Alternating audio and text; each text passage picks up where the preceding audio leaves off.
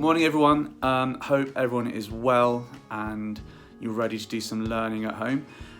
Just want to introduce the first video of adding commas into sentences that don't have any. You should find this fairly simple, fairly straightforward. Please try and add a reason as to why you have used the comma. Hopefully this video will give you some ideas as to why.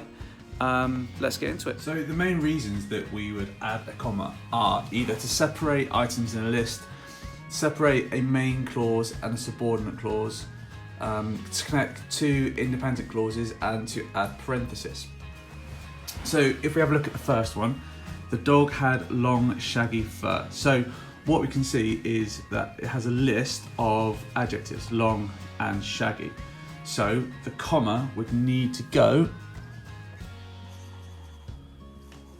between the two adjectives to separate the list. In the second one, although it was sunny, they stayed inside.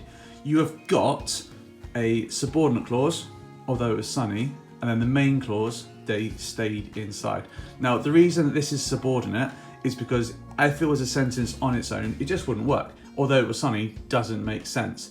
However, they stayed inside would work as a sentence on its own, so that would be a main clause. So the comma separates the subordinate clause from the main clause. And we also kind of know that there needs to be a comma there because there's a pause. You know, you don't say although it was sunny they stayed inside. You naturally say although it was sunny they stayed inside. Okay, so the third one, he liked apples but he didn't like pears.